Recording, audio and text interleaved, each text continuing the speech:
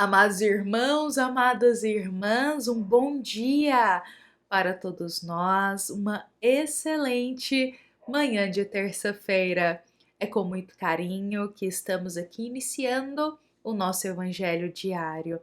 Este momento que todos nós nos reunimos aqui como uma grande família para juntos acolher em nosso coração os doces ensinos do Cristo e os grandes esclarecimentos do Evangelho segundo o Espiritismo. Então sejam todos muito bem-vindos.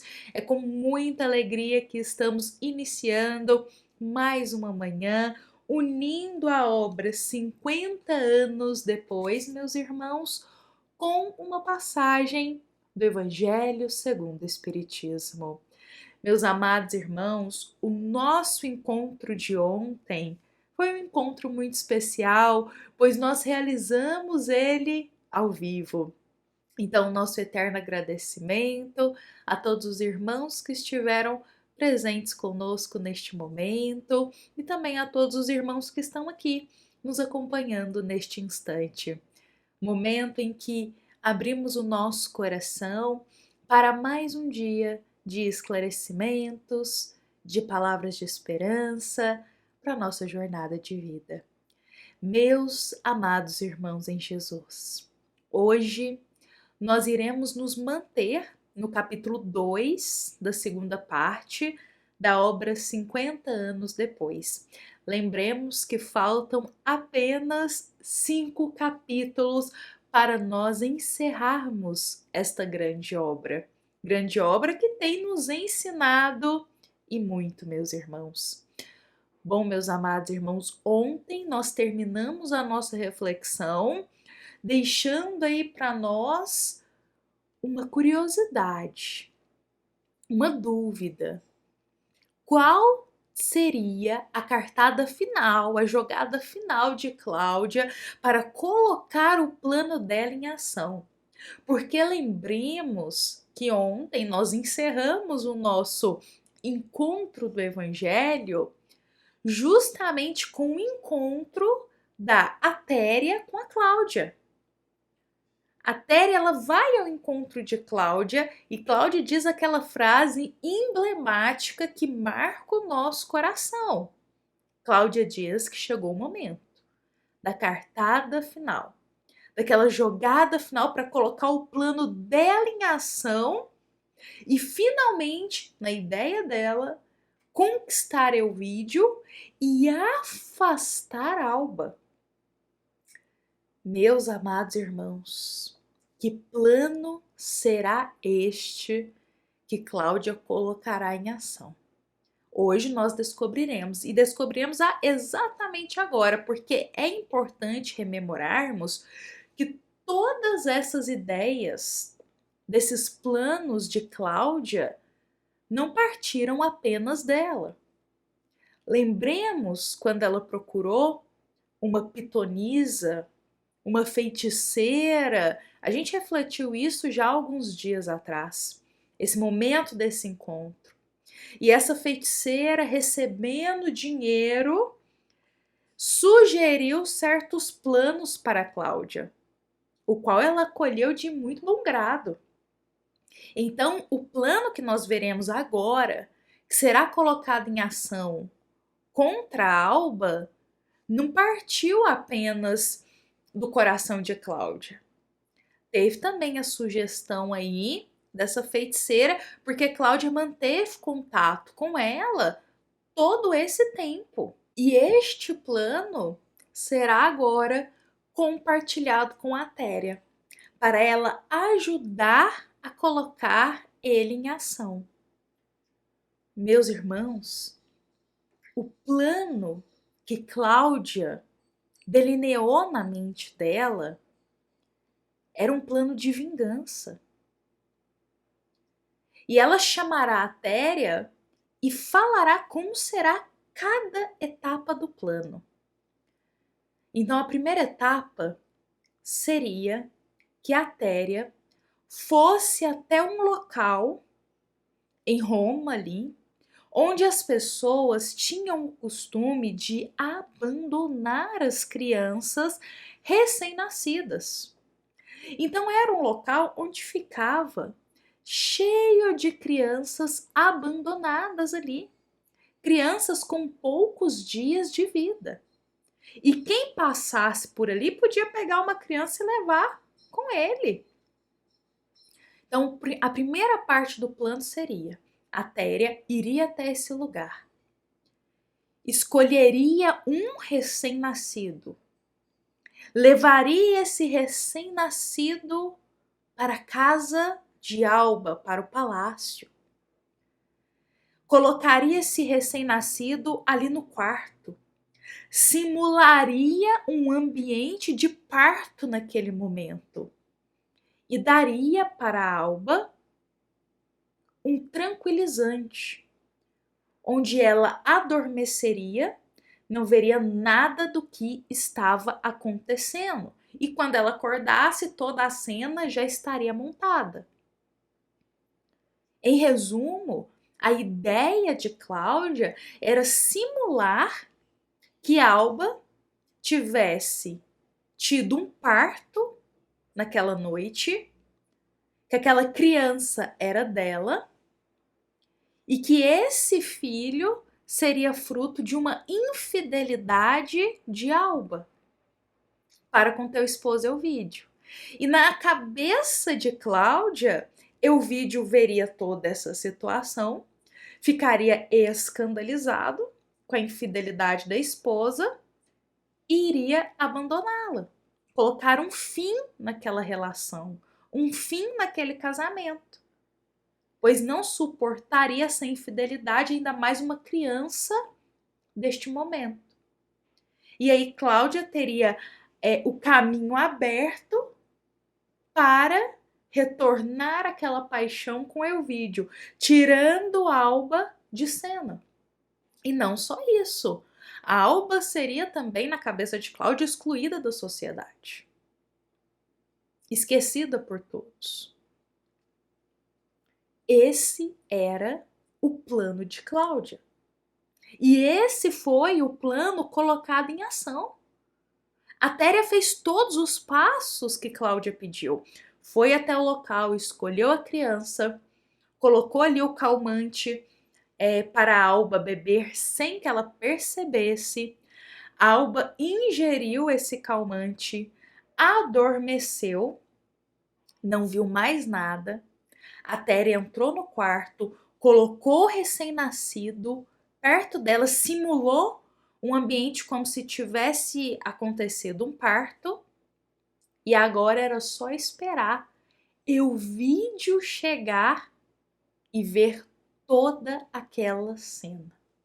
O plano tinha sido concluído, faltava só a última parte: Elvídio adentrar no quarto e ver aquela cena e deduzir por si só o que tinha acontecido.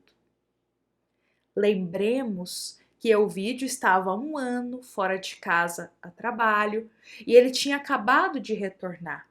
Só que ele ainda não tinha retornado para casa, ele estava ali por perto. E em breves dias, naquele dia, ele chegaria em casa. Então, o plano iria finalizar de uma forma perfeita na mente de Atéria e de Cláudia, se elas não contassem com o imprevisto que aconteceu. Um imprevisto que colocou todo o plano delas por água abaixo. Exatamente. A cena estava montada, Alba adormecida, sem consciência de nada, a cena do parto, simulando um parto, e o recém-nascido ali do lado. Só que elas não contavam com algo que aconteceria. Célia irá ouvir um movimento diferente ali no palácio. Algo estava acontecendo, um choro de criança. Isso era algo incomum. Então Célia, devido a esses barulhos, a esses movimentos, irá acordar, porque tudo isso acontece no meio da noite. Irá acordar e vai adentrar no quarto da mãe dela. Célia, quando chega no quarto, olha toda aquela cena, fica extremamente confusa com tudo aquilo que está acontecendo, mas a Célia acredita que realmente a mãe dela tinha acabado de ter um filho naquelas condições. A Téria está dentro do quarto e irá reforçar que realmente a mãe dela acabou de ter um parto ali e adormeceu. Esse recém-nascido é filho dela. E a Téria ajudou todo esse movimento. A Téria foi uma serva fiel, ela falando isso para Célia. E Célia olha tudo e acredita no que estava vendo. E agora, como que as coisas irão encaminhar? Qual será a decisão de Célia para todo esse momento que ela está vendo? Em verdade, Célia vai precisar tomar uma atitude.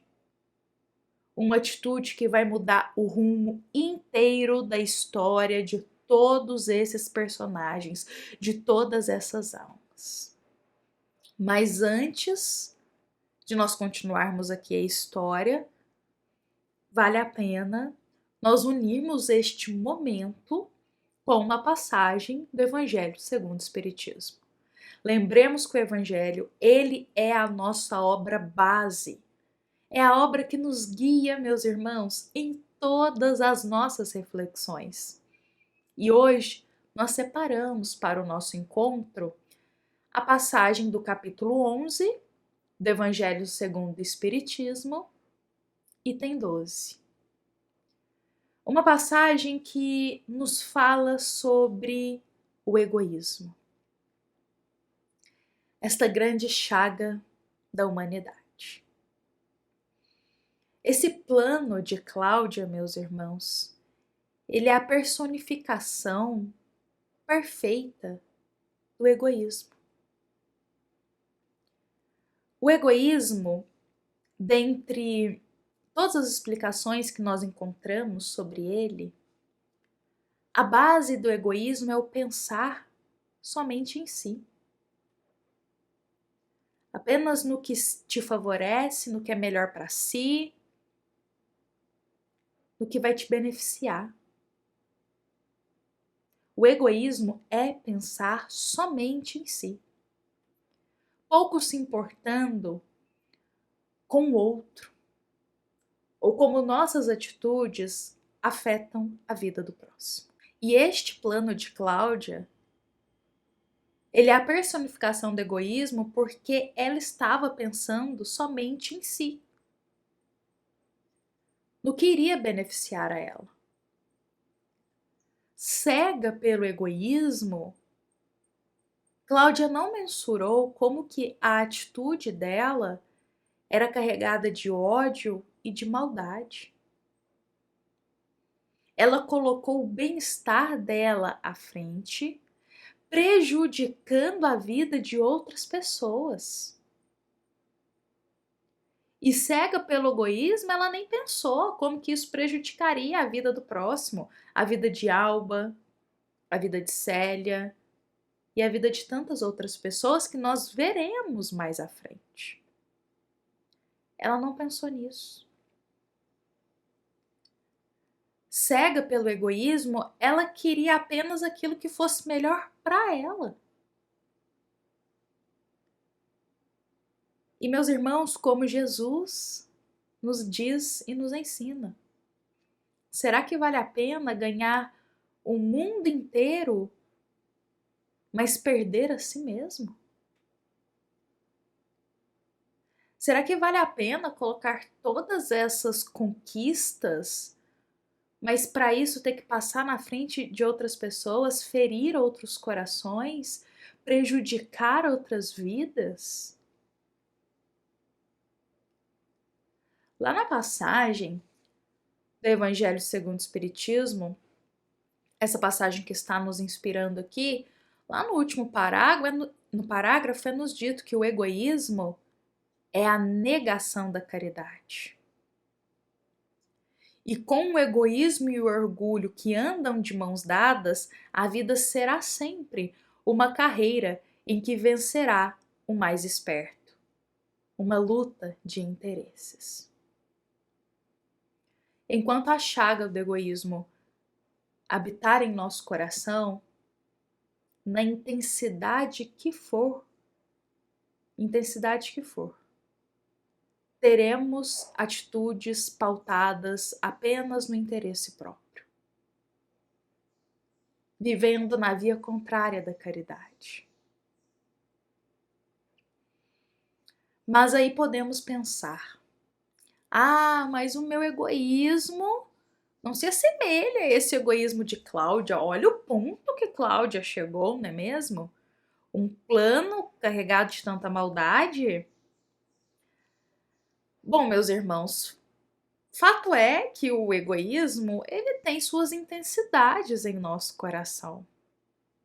Da mesma forma como sempre conversamos que as virtudes é como se fosse uma escada e a gente vai subindo os degraus aos poucos e conquistando cada vez mais cada virtude dentro de nós, o egoísmo também é assim.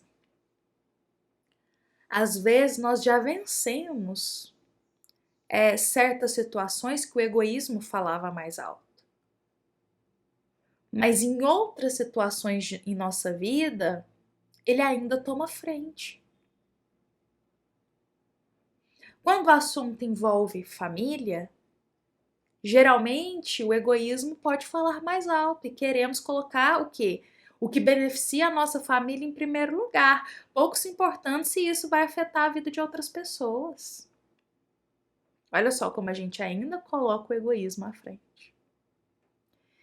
Em outros momentos, a gente observa o egoísmo falando mais alto em nossa alma, quando nós podemos estender a mão e ajudar o próximo com uma informação, com um esclarecimento, mas optamos por guardar isso só para a gente, com medo do outro ter esse acesso a essa informação, a esse conhecimento, a esse esclarecimento. Com medo do outro passar à nossa frente. E aí guardamos o conhecimento só para a gente. Aquela informação, aquele esclarecimento. Como se isso fosse benéfico de alguma forma. Aí o egoísmo falando um pouco mais alto em nosso coração. Em outros instantes, é aquele irmão que está ali justamente na rua, pedindo um amparo e um auxílio. E a gente está bem no caminho dele. E aí nós desviamos do caminho porque não queremos que esse irmão nos pare para conversar ou para solicitar uma ajuda. E aí a gente vai e desvia do caminho, finge que não está nem vendo esse irmão. Olha aí o egoísmo, de alguma forma, habitando ainda em nosso coração. Em outros instantes, também pode habitar quando a gente está numa fila. Exatamente numa fila. E às vezes tem alguém mais necessitado, bem atrás de nós. E aí a gente pensa, não, eu tenho que ser o primeiro. Eu tenho que estar aqui agora, eu preciso ser o primeiro. Meu tempo é mais importante. Sendo que tem alguém que está atrás de nós e é mais necessitado. Olha aí também o egoísmo florescendo em nosso coração. Meus irmãos, em cada atitude do nosso dia, quando a gente pensa somente em nós, sem mensurar como que as nossas atitudes afetam o outro, como que isso reflete na vida do outro, estamos dando mais voz no egoísmo. Quanto que para a gente alcançar o que é melhor para nós, isso fere o próximo e prejudica o próximo, estamos dando mais voz ao egoísmo.